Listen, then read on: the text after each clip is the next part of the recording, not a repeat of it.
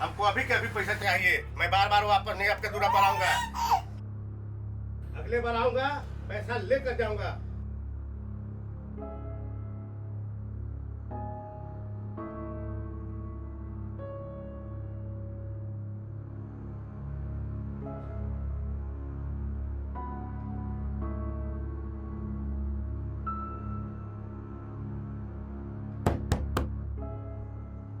हमें नहीं पता था कि ये दरवाज़ा खोलने का क्या नतीजा होगा।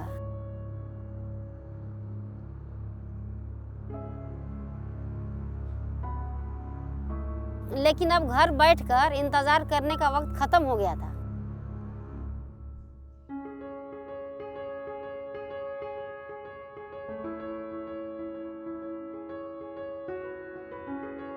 दस रुपए जो हम लोग साप्ताहिक बचत करते हैं, जो सदस्य हम लोग मिलकर, वो और हमारा JSLPS जो 15,000 देता है, RF और CIA 50,000 देता है, तो हम उधार जो देते हैं उसमें बहुत कम ब्याज होता है।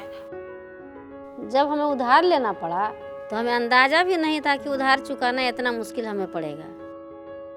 और सब दीदी लोग अपना 10-10 रुपये इनको जमा करें। फिर जब समूह से एक उधार लेने का सवाल आया तब हमें लगा कि एक उधार खत्म नहीं हो पा रहा है, दूसरा उधार हम कैसे लें।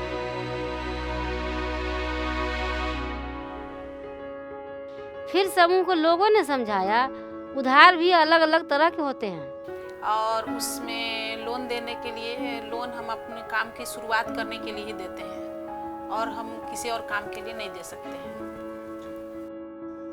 हम तो कब से काम शुरू करना चाह रहे थे, लेकिन अपना काम शुरू करना बहुत बड़ा कदम होता है, डर लगता है।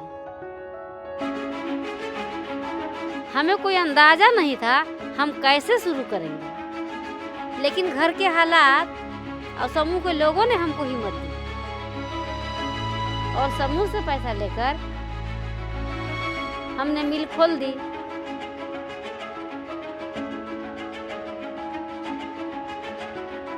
एक बार तो लगा सबसे बड़ा काम हो गया, लेकिन ये तो अभी मुश्किलों की शुरुआत थी।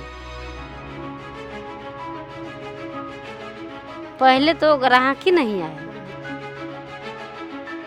फिर हमने आधे रेट पर काम शुरू करने का फैसला किया। रेट भला ही आधा था, लेकिन हमने दुगनी मेहनत करने की ठान ली।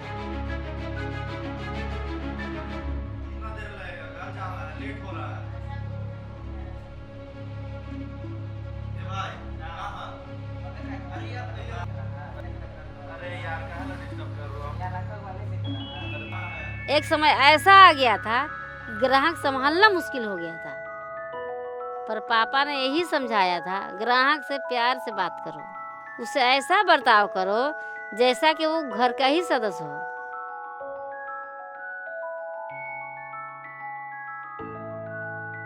हमने हर ग्राहक को पूरा क्वालिटी और पूरी टाइम देने का कोशिश की।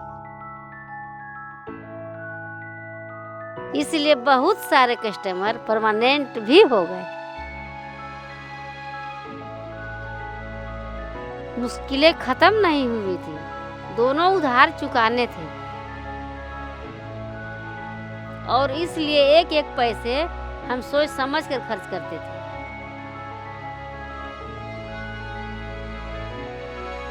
लेकिन मुझे खुशी इस बात की थी कि मेरी घर की रोटी मेरी मेहनत की कमाई से आ रही थी। गांव के माहौल में एक औरत के लिए ये आसान नहीं था, लेकिन इतने लंबे इंतजार के बाद हमें एक रास्ता मिला था और हम इसे छोड़ने वाले नहीं थे।